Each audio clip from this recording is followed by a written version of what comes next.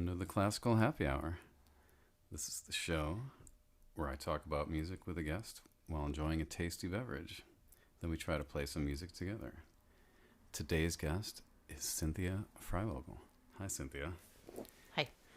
So, one of the things I was interested in hearing about is when you decided to become a musician, like, did you always know, or what made you want to go into music as a career? I think I always just was going to do that. Like, there was never a time when I didn't think I was going to be a violinist. And then that allowed me to take a lot of detours along the way, actually. Like, I'm talking from like age 3. Like, I knew I was going to be a violinist. So did you have a violin at age 3? No, I got a violin at age 5. And I really remember the conversation with my mom. I remember sitting there and her saying, I don't want you to just play the violin because I play the violin. And I was like, what? That was not part of it. No, so yeah, I was in children's choir when I was 3, or like the church choir. When I was too short, because I was 3. And they built the men in the church. It was like one of those choir lofts, you know, with a railing and like a wooden loft thing. So they built a little box for me to stand on, and my sister taught me the words, and I followed along with the music. So Because you couldn't read yet, right? I couldn't read, but I kind of like intuitively read. I think I felt like I intuitively read music. Like, music went up and went down, so I had a sense of that, but words to me were more complicated. So, my sister taught me the words to the songs, and then I was in children's choir. I wanted to do everything my sister was doing, so there was no like, oh, I'll wait 2 years to do that, you know. And then there was a children's choir in our community that she was in, and I wanted to be in it. I was too young. And so there were a bunch of us that were younger siblings that in that choir, the Treble Chorus of New England, and Marie Stoltz, the music director there, she made a special training choir for the kids, and I remember being like, I don't want to be in the training choir, I want to be in the real choir. So yeah, and I just always knew I was going to play the violin. Like, I always just wanted to be. That was where I was happiest. So I just knew that was what I wanted to do. And then later in life, when I made choices to do academic stuff, it was always like, well, this is going to inform my violin playing. Like, anything that I did, even like, I think I really even thought like falling in love, that was just information for like making music. Like, that was what that was going to be. I'm talking like 7th grade, you know, like that's what I thought. Like, Well, there's the idea that you have to have all these experiences to be a great artist, right? Yeah, I was very aware of that, even like super young, like at 5. Like, I'm going to have great experiences in my life in order to be a great artist. And I had a best friend in grade school. We had piano lessons together, and she was always saying we were going to tour the world and play the piano. And together we were going to go on tour. I don't know, she didn't go that direction. She's like a speech pathologist, but I was always kind of like humoring her, like, oh yeah, the piano, whatever. But I was going to play the violin. I really enjoyed playing the piano, but I kind of always knew I was going to be a violinist. It's kind of like it also sort of always felt like a personality. So, like, are your parents musicians? My parents were not professional musicians. My mom played the violin and the viola, and she taught Suzuki violin, but that was sort of a product of the fact that, like, I kicked her out of the practice room. Like, when I was really young, when I was like 6, I was like, no, I'm not practicing with you, which is a very un-Suzuki thing to do. And so she was kind of like, okay, well, I guess I'll do the teacher training then, you know. So she did a bunch of she was a teacher. She was an English teacher before she had my sister and me and my brother. She taught in the public schools English, and 7th and 8th grade English, and then she did all kinds of actually looking back on it, like all kinds of cool stuff. Like there wasn't an arts program in our town really, so she and this other woman they like made one where you could take pottery or whatever. Like it was called Arts Workshop for Children, and there was a similar program in a town over that had music stuff, and that's where I started playing violin. So you didn't take lessons with your mom, though? No, I wouldn't even practice with her. I wouldn't even. I was very, very strong-willed 5-year-old, for sure, and yeah, and I was very clearly going to do it myself, which had its like advantages and disadvantages. I think, like if somebody had practiced with me when I was young, I might have had better habits at a certain point. But it all kinds of comes out of the wash at the end, I think. So did you like have family friends that were professional musicians, or you just like had this idea of what that would be like? I don't even think I had an idea of what it would be like. I don't think I knew. I don't think it was even that clear. No, I didn't. I mean, I just knew that it was more like the experiences that I had musically were the most important ones. Like that's where I went into my world. Like some kids do it with books. I mean, I read a lot of books and stuff. I would go into the book world in the summers and stuff. But when I was in the music world, that's where I felt like I was my true self. And where the other things that seemed sad to me or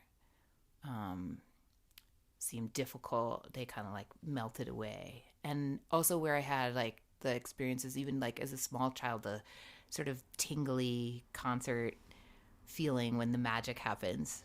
You know, I remember having that experience at a really young age with children's choir, and then just wanting more of that. I think it was like it's wanting more of that, like that magical concert feeling.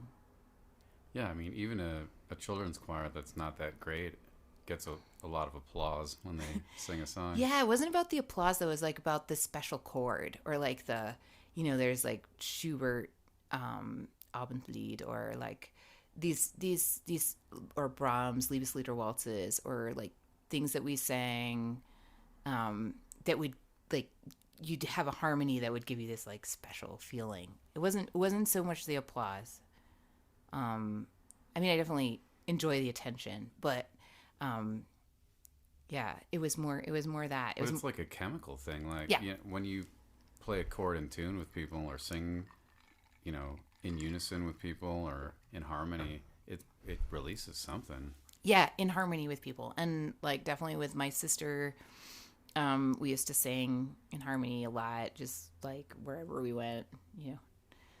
And there's nothing like the sister harmony thing, you know. Sixths and thirds, and yeah, no, it's definitely sister harmony. I feel like that's all over like early music. Baroque violin playing is the playing in harmony with another violinist. So, I mean, obviously you didn't grow up playing Baroque violin because nobody does. But like, when did you even find out about it? It wasn't until like legitimate Baroque violin wasn't until after graduate school when I was at New World Symphony doing like banging my head against the wall trying to be an orchestral violin player, which I can do, but I'm not super good at just not talking during rehearsal and, So hard. and doing my job. I just really, yeah. No, I went to Oberlin Baroque Performance Institute for a couple weeks one summer after New World, and I was I heard singers actually, and I was like, oh, there's my people. Like these are the people that I understand, you know, and the sound worlds that I love, and that was definitely related to children's choir, and then also in my high school, my orchestra director in our high school, he had some influence with early music people at Oberlin in retrospect, you know, and he did a lot of, also because of the way my high school was, there was a really good chamber orchestra and a pretty good choir, and the symphony orchestra was like okay, but like the chamber orchestra is really good, and he tried to figure out how to use that to his advantage, and like there were a couple really good players, so he did a lot of concerto grosso stuff, and I played, you know, Brandenburg 4, I played Israel and Egypt, I played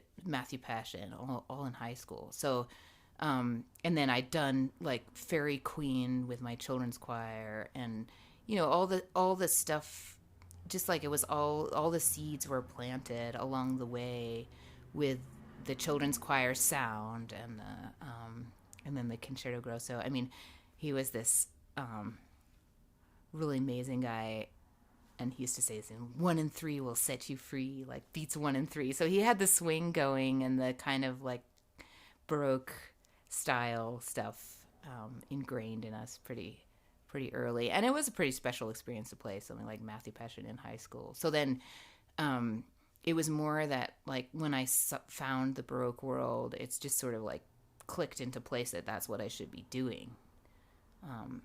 It wasn't like I had to learn that. It was like, oh, this is where I belong, and this is what I understand, and this is where I can make a contribution. This is where I can make a contribution. This is where I have something to say. So you felt like maybe sitting in the orchestra wasn't necessarily your people, even though you can pass as one of them? Oh, I can definitely pass. Yeah, there's an analogy of like I can like put on heels and makeup and like go out, like put on, like in college I could like put on some kind of like little dress or whatever, but it wasn't who I was. I really felt like my natural self. Yeah, and also like I think especially with 17th century music, I always felt like I have an idea of how this goes. Like I know how this goes. And I just have to like figure out how to do the technical thing to make that happen.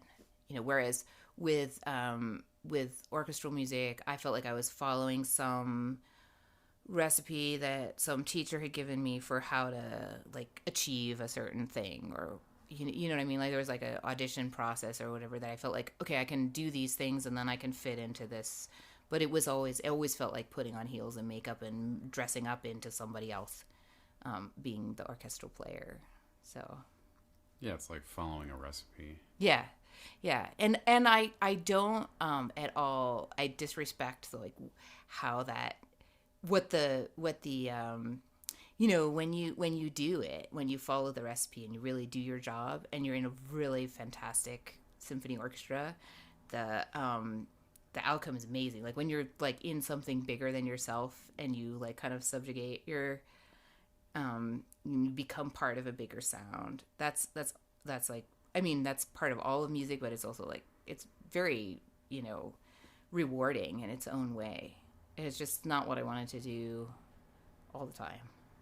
Yeah, I mean, it's almost like, I don't want to use the word mob mentality, but, there's some kind of when you get a large group of people together, like a hive mind kind of kicks in, and that actually feels good, right? If you're doing something positive and together, and it's working, and like it's what you wanted to accomplish with rehearsal, and like we're really doing it. There's an audience. Yeah. I mean, it can be thrilling, but yeah, I've always felt like there are lots of people that's all they want to do. So I don't want to compete with those people for those jobs. Well, also somebody who really like that's what they want to do and enjoy. I don't want to take up a seat in a like amazing orchestra that like, yeah. Also, honestly, like the audition process, like I couldn't go through that. Like how much work it would be for me to actually land a job like that would be not worth it.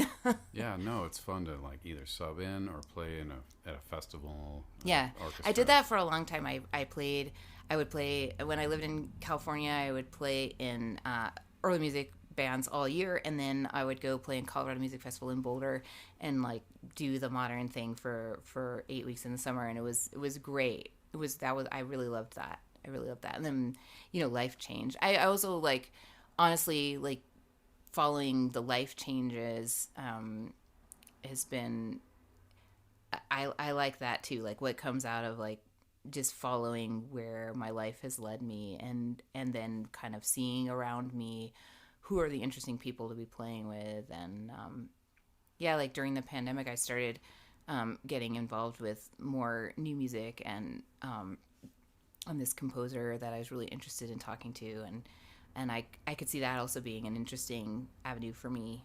So but but it's kind of place, time, like circumstance dependent. Like there was a time when I just really loved playing in symphony orchestra. Sometimes I miss it, like you think about like playing a Mahler symphony or playing a Beethoven symphony and just being a part of that sound world and just letting it kind of sweep over you is really, that's also a cool thing. But like my place really genuinely is with the Baroque violin and with that kind of style. And yeah. Yeah, I think that's how I met you at that Colorado thing. You were playing a Bach double or something, and I was in town playing an opera with Central City. Oh, that's right. That was I was playing with Colorado Music Festival, and they had a Baroque week, and I played Bach double with Robert Millie. That was really fun, and yeah, I got to be the soloist for that one. It was cool. Yeah, and like a bunch of us got a beer after or something, and that's when I met you. Yeah, that's true. I forgot about that. So that's something else I wanted to talk about. Like, for me, I never could have imagined the type of career I'm doing as a kid. I don't, like, no one ever told me that there was such a thing, and I don't know, if anyone could have imagined it, but how is your career different from what you imagined when you thought of yourself as a violinist? And is it what you wanted? Well, that's really interesting. I definitely didn't have a concrete picture of what a career as a violinist was. And the thing that comes up when you ask that question is, like, when I was in high school, it was like a really intense academic environment. And I remember only really understanding that I could be like a teacher of music or like a coach of chamber music, or like I could only really picture what I saw the adults around me doing. And I like you asked earlier, like, no, I didn't have anybody around me who was a professional musician. I didn't really know what that looked like. There were definitely bumps along the way and kind of disbelief that I could do it. I think it was more overcoming, my journey was like more overcoming the insecurity that I was like an imposter, in the first couple years.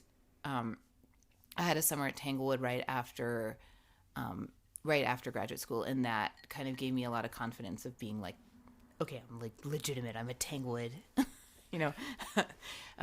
which is funny because like the thing that we did at Tanglewood, like my career is nothing like that. So, no, I don't think I had any idea. And I definitely didn't have any idea about freelancing. And I definitely feel like it's hard to explain to not only to young musicians, but like normal people that I know in my life, like the other parents at the school where my kid goes. Earth people. That's a really funny thought. Are we the aliens? I don't know. I just think of non-musicians as earth people. People are kind of like, how do you get a job? And you're like, I can't really explain that. I don't know. You just meet people, and then you meet other people, and then, people send you an email and ask you to do something. It doesn't make any sense, actually. Our lives don't make any sense, honestly. I mean, there's a lot of, like, being open to new opportunities. But you did also audition for and land a job with a Baroque orchestra, right? I would say I played with a Baroque orchestra and then took the audition and landed the job. And then I left. So I don't know. The audition seemed a little bit not related. Are you talking about Philharmonia? Yeah. Yeah. I mean, there have been other people that played with them and auditioned and didn't get the job. That's true. But that was kind of couldn't have been that bad. That was like kind of at the end of my. No. I played a really good audition. That was the one really good audition I played. Yeah, for sure. Yeah. Yeah, and I did audition for like Handel and Haydn Society when I moved to Boston. I auditioned, and then they put me on the list, and then I played there. So there were some things like that, but yeah. I mean, no, I didn't pick, but that, like, to your original question, I've become more comfortable with letting one thing lead to another and being okay with following what's happening now and like what's the best now option. And yeah, because it's really interesting. Like the my current job that I have in Holland with Combattimento was something that initially I turned down. I was like, I don't do that because it's on modern instruments. I'm playing early music on modern instruments, and I said, I don't do that. And actually, you were the one that convinced me. Like, isn't that just a really nice job in Holland? You should And just it's local. it's don't you have a kid? Don't you want to be around? I'm gonna stay at home. So and I said, well, I don't have a modern violin that I like, and you said, why don't you get one that you like? And so I did, and that's been like also really interesting to follow where that goes because gut strings and the old instruments, that's where my heart is for sure. But it's also a really interesting challenge to say, okay, how can I get this sound on anything, and how can I be more open to and flexible about the different possibilities that opens up being on the modern instrument. And then it's also really informed when I come back to the Baroque violin, what I love about that, and how much I value the historical performance, and what I do here, and what are the things that you can do on the Baroque violin that you can't do on the modern violin, which is kind of funny perspective. I think like most people would be like, oh, there's all this stuff you can do on the modern violin that you can't do on the Baroque violin, but my feeling is actually there's tons that you can do on the Baroque violin that's not available to you on the modern violin. It kind of goes both ways, right? For me, it really only goes the other way. but that's the kind of like, yeah. Yeah, there are all kinds of sounds that you can only make on a gut string. Yeah, for sure. And not even always on purpose. Definitely.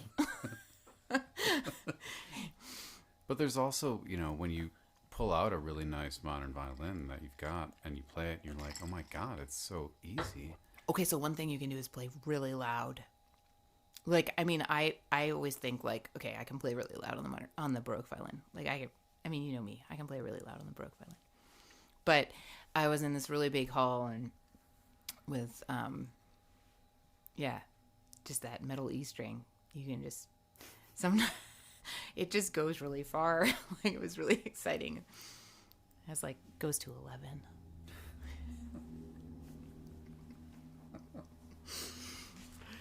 Awesome. All right. So when you had a little time of not performing during this pandemic period, did you develop any new interests? Is there anything that you explored since you had time to do some extra things?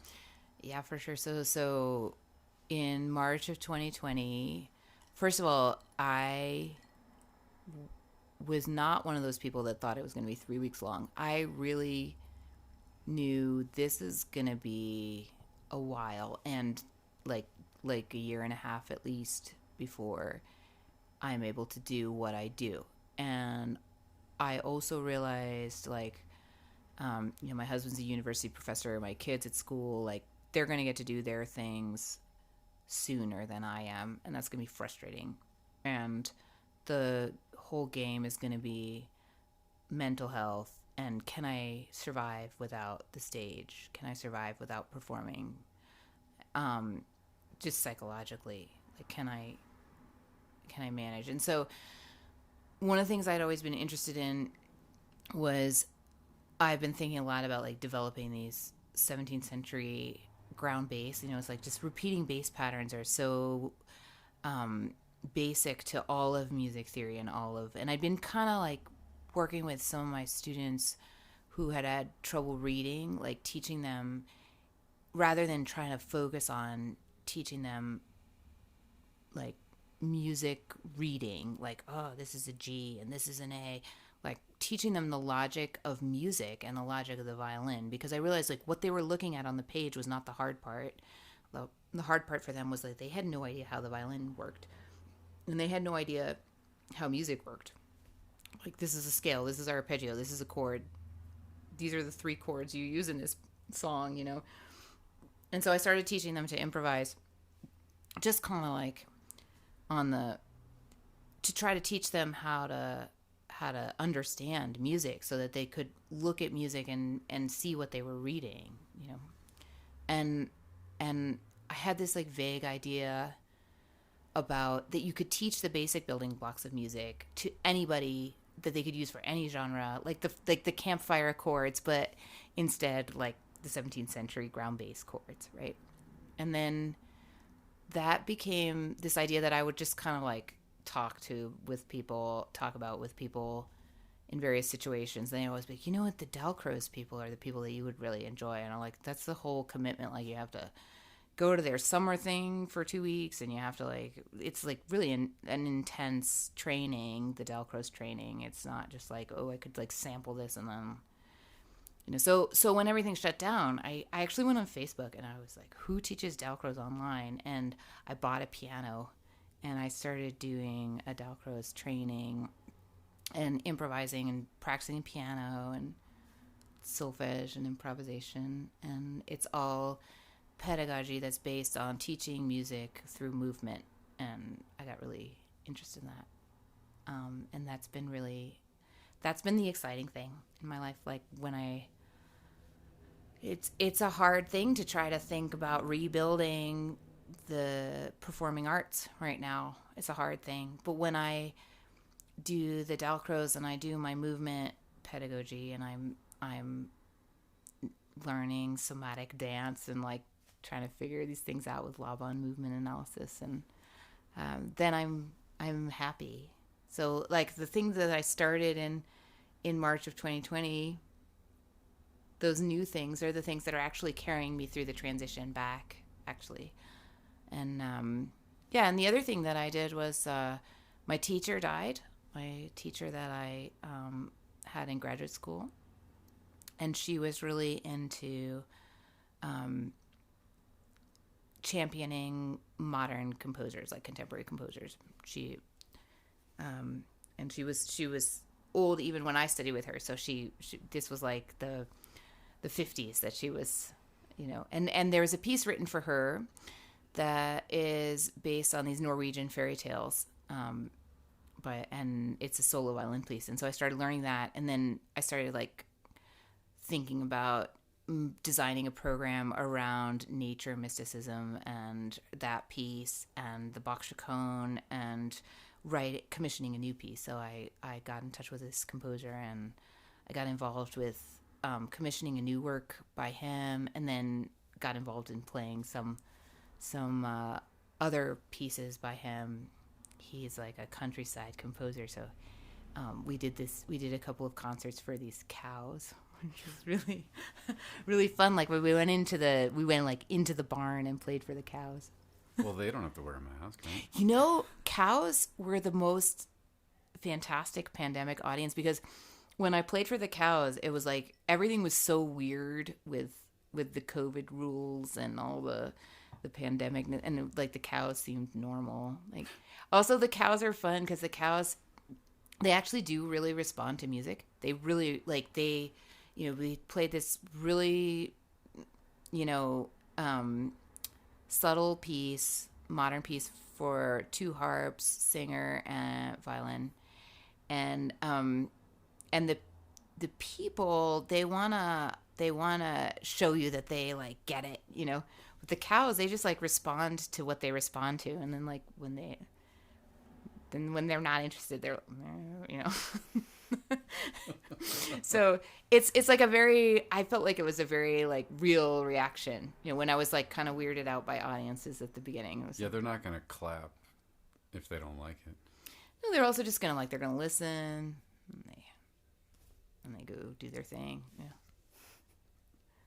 But they do really listen. Like they do when they hear something that they are like kind of interested in. They like all turn their heads all at once, and they definitely respond to the music. Yeah, I don't think cows are that dumb. I had a funny experience in Prince Edward Island, where I was at a bed and breakfast, and we were walking down this long driveway, and next door they had a bunch of cows, and they had busted through their fence and snuck out, basically. And they looked at us with sort of the look like, you don't see me. I think pigs are also very intelligent. Like, my son told me that kids are great for, like, animal facts. My son told me that pigs are the only animal that can recognize themselves in the mirror. Like, they don't think it's a different pig. Like, cats, you know, they'll look in the mirror and they'll think it's a different cat. But pigs actually see themselves in the mirror. I thought that was really interesting. But, like, cows, yeah, they definitely, like, with the music, like, when the harps played, they would start tuning and they would, like, they were all, like, they were really interested in the harp. The cows were really into the harp. I'm not sure they were into the violin so much. Well, anyway, do you have any advice for, like, young musicians coming up? Don't do it. No, I'm not. Don't do it. I'm definitely not that. I know a lot of musicians who have kids now who are like, oh, I hope my child does not become a musician, you know? And, you know, I don't have, I have neither, for my own kid, I don't have like a strong feeling whether he should, he doesn't seem to want to go into music, but he's like a good, you know, he's a very good cellist, but he'll enjoy his cello his whole life, I think. He'll probably do something else, but that's okay.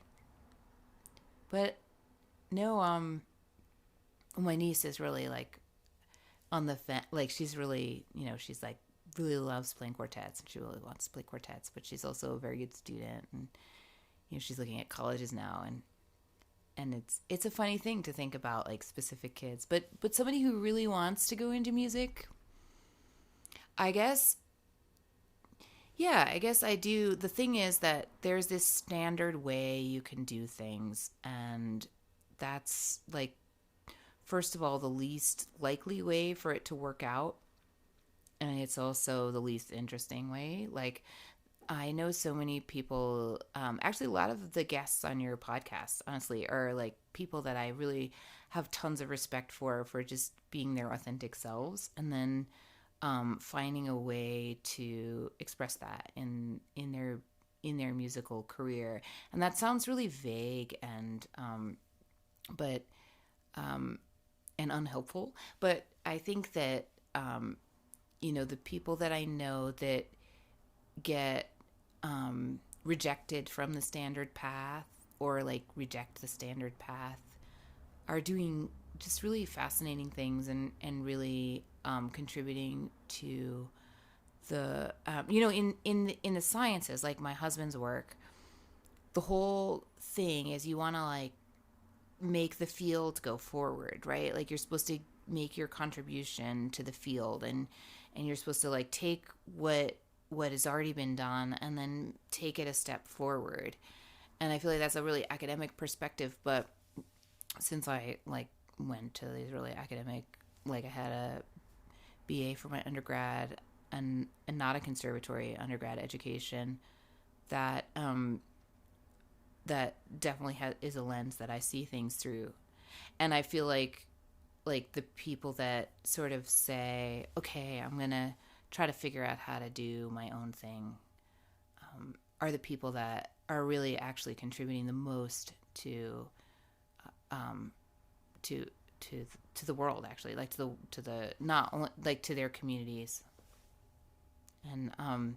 And so, if, I guess my piece of advice would be, like, if you are rejected from what you feel like is the standard thing, and you feel like you're not being accepted by the cool kids, like, actually probably you're doing it all right, and just keep going. I mean, basically the people who end up as professional musicians, it seems to be the people that just keep going, even though, like, Yeah, determination is key. Sometimes it's not even determination. It's just like they just don't quit. They just keep going. They're just, like, stubborn, or they're just like, yeah. Or you just, like, for me, I just really like the physical feeling and of playing the violin. Like, I just feel happy when I'm playing the violin, and so that's going to work out. So if you feel happy playing your instrument, if you feel happy making music, then just keep doing it. You know, just keep. Don't let anybody. Yeah. Yes. Well, I'd like to play the violin with you in a minute here, but before we do that, I've just one more question, and that's do you have anything like cool coming up that you want to let people know about? Anything cool coming up? You know, I don't trust that anything is actually going to happen, but like so much has been canceled, but I do. I mean, the thing we're doing this week is pretty cool. Super cool. Yeah. So we're doing a concert with mimes, which I actually would call them visual storytellers. Like they tell these beautiful stories that are super moving, like very moving, right? Wouldn't you say? Yeah, like way more emotionally affecting than I was expecting. Yeah. So that's cool. I think a lot of the collaborations are really really neat. I'm doing a tour with Vox Luminous in Europe when I get back, which is Fairy Queen and King Arthur, and that's always really fun. I just like playing with singers right now is really special because there was so long that we didn't hear singing, you know, and we had rehearsals in the last week of January for that tour in March that there, you know, you hear a whole choir singing Hush No More. Like actually the things where people are singing, like a lot of people making soft sounds, like making this beautiful soft sound is a really, really magical, special thing right now. Because we haven't had to, especially like, you know, there was a lot of like, okay, we can only have 4 people in a room, or we can only have like, you know, like having a whole choir sing quiet. Like that was really, really beautiful. And then, yeah, Combattimento has some stuff coming up in the spring that should be really nice. Just like some, we're gonna try to do a children's program with urban dance, like, and put together like street music, like 17th century street, like Passacaglia, you know, Passacaglia Chacon. This means like street dance. So I want to kind of make that connection with and violin battles and hip hop dance battles. That's what we're gonna do. I think in June, hopefully. All right, that sounds interesting. So I think we're gonna play something by Carlo Tessarini. Yeah. So Is it the master and disciple stuff? who's the master? And who's the disciple? You can decide. The audience can decide. Yeah. So what's nice about this little volume is that Lucy Vandal, when she was like cleaning out her library, she just like, you need to come over and I'm gonna just give you stacks of music. And so I went over there and she gave me, because she was moving out of her apartment, which was like around the corner for me, and she handed me this whole stack of music, and the Tessarini was in there. I thought, oh wow, this is really nice. A lot of people play the Telemann canonic sonatas, but there's these Tessarini canonic ones are really nice. But I think we're gonna play just a like prelude, right? Sounds good. Let's go do it. Well, we're gonna take a break and then play some music. Be right back.